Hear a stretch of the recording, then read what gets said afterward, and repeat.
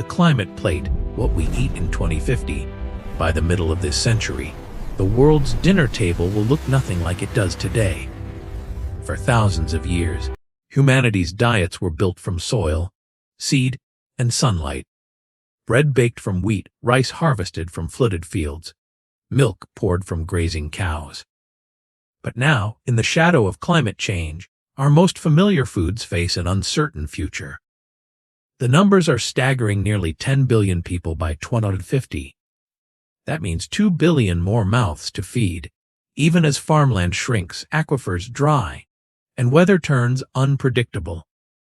Crops that once flourished, corn, rice, wheat, are already straining under the weight of rising temperatures and shifting rains. Entire regions that have fed civilizations for millennia may no longer be reliable. In South Asia, floods swamp rice paddies. In Africa, prolonged drought withers maize fields. In North America, the very breadbasket of the world, rivers that once irrigated fertile valleys are running dry. Yet, amid crisis, a new story is taking shape. Scientists, farmers, and innovators are asking a bold question: what if our food didn't have to come from the ground as we know it? In laboratories, meat is grown without animals. On rooftops, lettuce thrives in vertical towers. Along coastlines, seaweed and algae are being cultivated not just as supplements, but as staple foods. And in some regions, tiny insects, crickets, mealworms, black soldier flies, are being transformed into flour rich in protein. To many, it feels strange. To some, even unsettling. But these experiments are not science fiction. They may be the backbone of survival. Because what lands on our plates in 2050 will depend not just on climate and soil, but on human imagination. The climate plate is a journey into this future, where ancient traditions collide with new technologies, where scarcity forces innovation, and where every bite tells the story of how we adapt to a changing planet.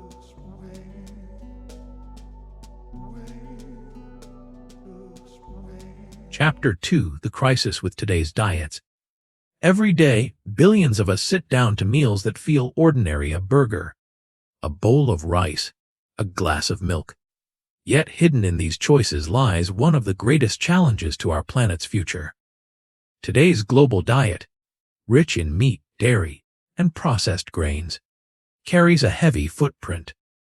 Livestock alone accounts for nearly 15% of all greenhouse gas emissions, more than the entire transport sector combined. Vast stretches of rainforest are cleared to graze cattle. Enormous amounts of corn and soy are grown, not to feed people, but to fatten animals. Our plates are also draining the world's water. To produce a single pound of beef can require up to 1,800 gallons of water. While in drought-stricken regions, families struggle to find enough to drink. Meanwhile, oceans groan under the weight of industrial fishing, with once abundant species teetering on the edge of collapse. Then comes the paradox of waste. Each year, we produce more than enough food to feed every person alive. Yet nearly a third of it is lost or thrown away, while more than 800 million people still go to bed hungry. The crisis is not just about resources, it's about health. Diets dominated by cheap calories and processed foods fuel a surge in obesity, diabetes, and heart disease, even as undernutrition continues to haunt the world's poorest. The food system that built the modern age is now straining under its own weight. And the question is stark: if today's diets are already unsustainable, how can they possibly feed 2 billion more people in 2050? The answer is clear: they cannot. Not without change. Around the world, scientists, farmers, and communities are rethinking what belongs on the plate, experimenting with alternatives that use fewer resources, release fewer emissions, and nourish both people and planet. But before we explore these new frontiers, we must first reckon with the cost of what we eat today.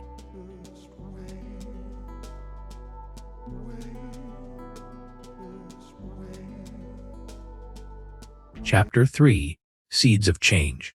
Farming on the edge, from the wheat fields of Kansas to the rice terraces of Asia, the crops that built our civilizations are under siege. For thousands of years, farmers relied on the rhythms of sun, soil, and rain. But today, those rhythms are breaking. Rising global temperatures are pushing staple crops to their limits. Wheat, the grain that feeds 1/3 of humanity, wilts in extreme heat. Rice paddies, once reliable in the monsoon belt, are drowning under violent floods in some regions, while drying to cracked earth in others. Corn, the foundation of animal feed and human diets, suffers massive yield losses when heat waves strike during pollination. The danger is not far off. It is here. In the Horn of Africa, consecutive failed rains have left millions facing hunger. In California, relentless droughts have forced farmers to abandon once fertile orchards. And in South Asia, unpredictable monsoons now threaten the very crop cycles that generations have depended on. Scientists warn that by 2050, global harvests of rice, corn, and wheat could decline by 10 to 25%, even as population soars. A crisis that touches every dinner plate on Earth, yet farmers are not giving up. Across the world, seeds are being bred to survive these extremes. Drought-resistant maize in Africa, salt-tolerant rice in Bangladesh, wheat varieties designed to thrive in scorching heat. The front line of the food crisis is also a front line of innovation. Still, there is a question no seed can answer. How far can we push nature before the old system collapses entirely? This chapter is not just about crops. It's about a reckoning. A recognition that the soil-based farming that has sustained humanity for millennia may not be enough for the century ahead. What grows in the fields of tomorrow may look very different from what we know today.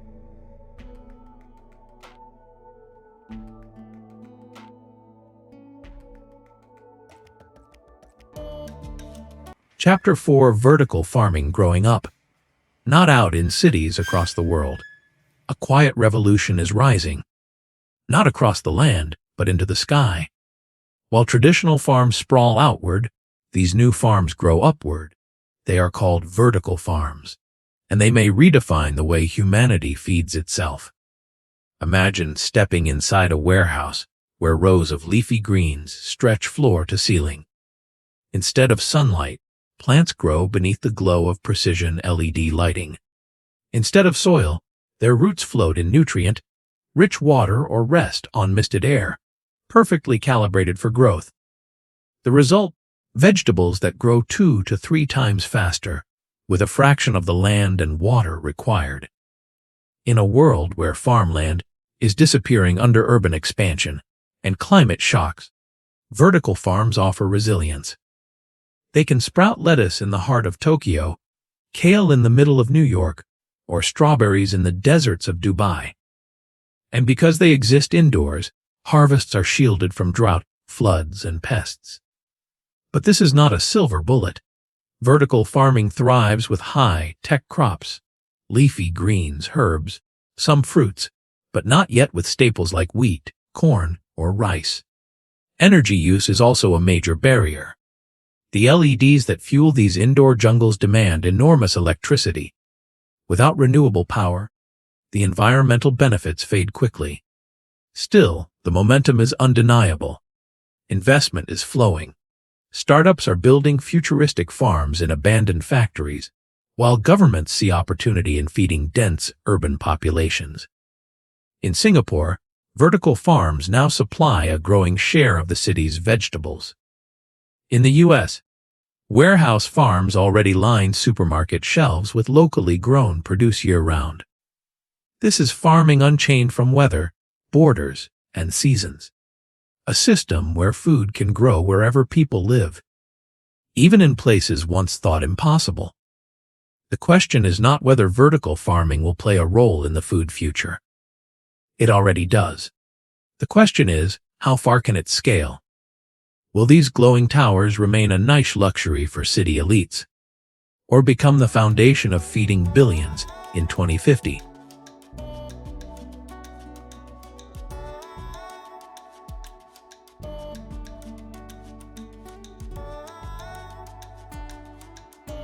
Chapter 5: Technology Driving the Future.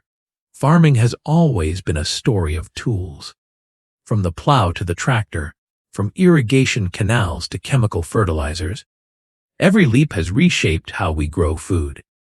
But the tools of tomorrow will not be made of steel and wood. They will be made of data, sensors, and artificial intelligence.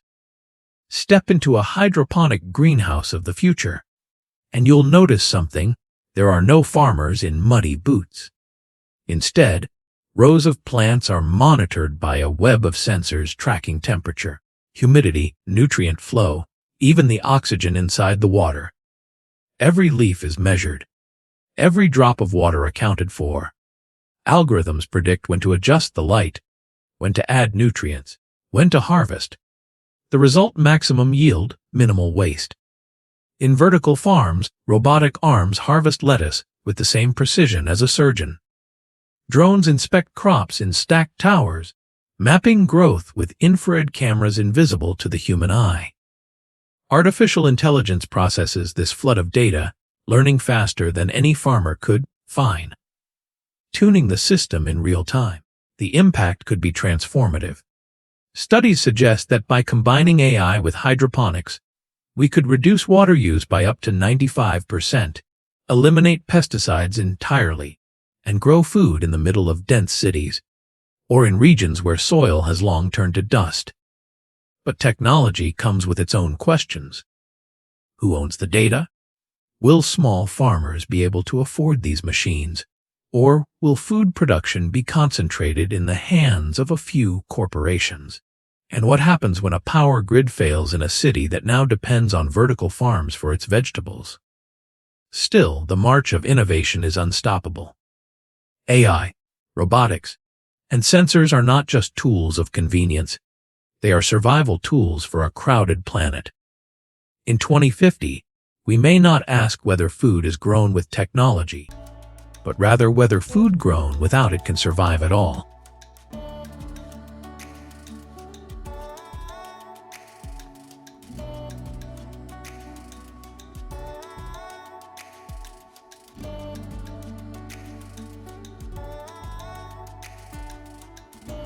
Chapter 6: Alternative Proteins. Beyond meat as we know it for most of human history, meat has been the centerpiece of our plates, a symbol of abundance, power, even celebration. But as the world moves toward 2050, the way we think about protein may be turned upside down. The planet simply cannot sustain the old habits of raising billions of cows, pigs, and chickens for food. The land, water, and emissions cost is staggering, which is why scientists, entrepreneurs, and chefs are rewriting the menu. Welcome to the era of alternative proteins. In spotless labs, scientists are growing meat without animals, cultured directly from animal cells. A single sample can produce endless cuts of beef, chicken, or fish, grown in stainless steel bioreactors that look more like breweries than barns. No slaughter, no feedlots, no methane. Just meat, reinvented. In kitchens across Asia, Africa, and Europe, a different frontier is taking shape: insect protein.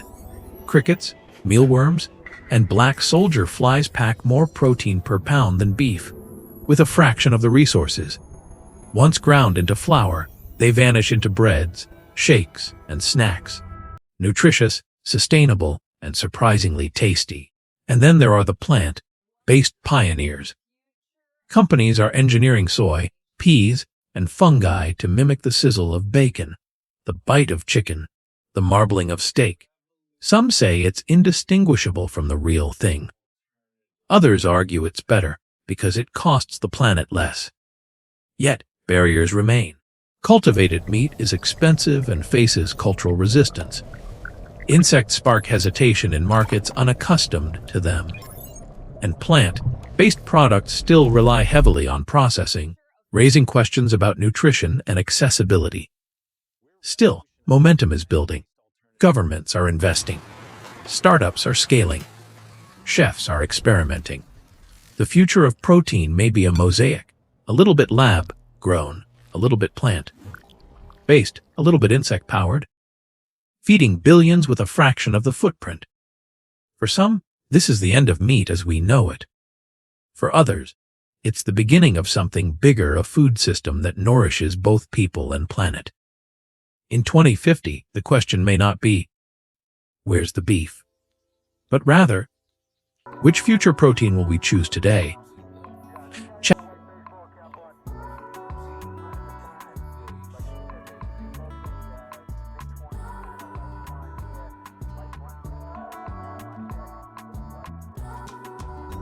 Chapter 7: Economics and Accessibility. Can everyone afford the future plate?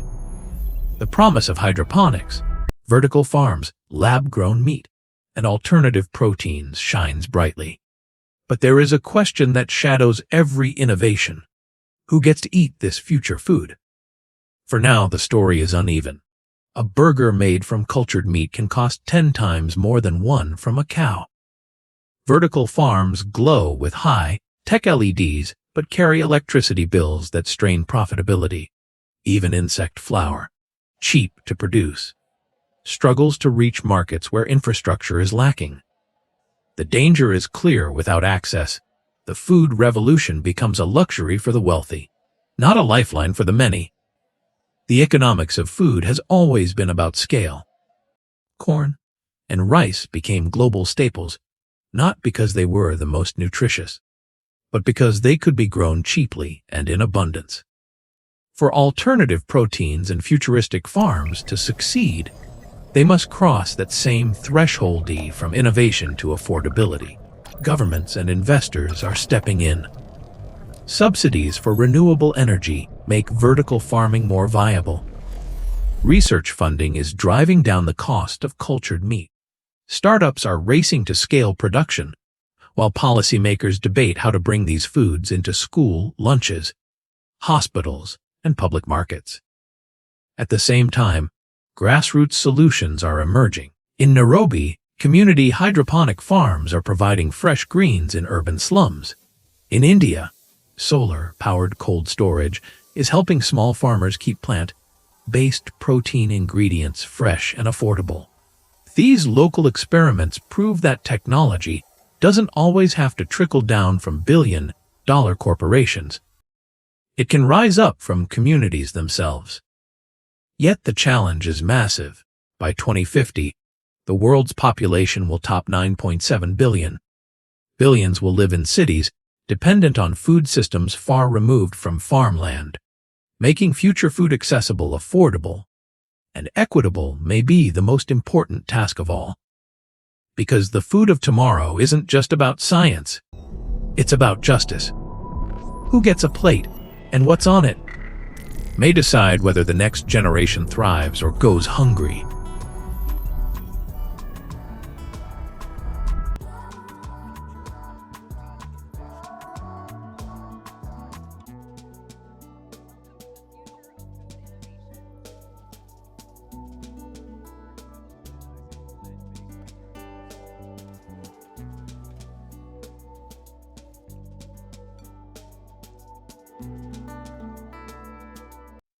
Chapter 8: Case Studies. Success stories from around the world, around the globe. The food revolution is not just theory. It's already taking shape in surprising and inspiring ways. In Singapore, a city with almost no farmland, vertical farming has become more than an experiment. It's a necessity. Towering hydroponic greenhouses grow leafy greens in the heart of the city, supplying supermarkets within hours. The government has invested heavily in food innovation, making Singapore a global hub for cultured meat startups and alternative proteins. For the island nation, food security is no longer just policy, it's survival. In the Netherlands, where space is scarce and efficiency is a national obsession, farmers are redefining what agriculture looks like. Greenhouses equipped with AI sensors and robotics yield tomatoes and peppers using 90% less water than conventional farms. Dutch companies now export their expertise worldwide, helping countries from the Middle East to Africa build climate-smart farms of their own. In Kenya, a different kind of innovation has taken root. Community-led hydroponic farms in Nairobi's informal settlements are transforming lives. Families grow spinach, kale, and herbs in stacked vertical systems made from recycled materials. These farms not only provide fresh food, but also create jobs, resilience, and independence in places where access to nutritious produce was once scarce. Meanwhile, in Japan, tradition meets technology. Centuries-old farming practices are merging with robotics and automation to grow rice and vegetables more sustainably. Urban supermarkets now stock insect-based snacks alongside sushi, while seaweed farms expand offshore, providing both nutrition and climate benefits. Each of these stories shows that the solutions of tomorrow are not one size fits all. They are tailored to culture, climate, and community. What unites them is a vision: food systems that waste less, nourish more, and protect the planet. These case studies prove that change is not only possible, it's already happening. The challenge ahead is not invention, but scaling success so that every community, from megacities to villages, has access to food that is healthy, sustainable, and fair.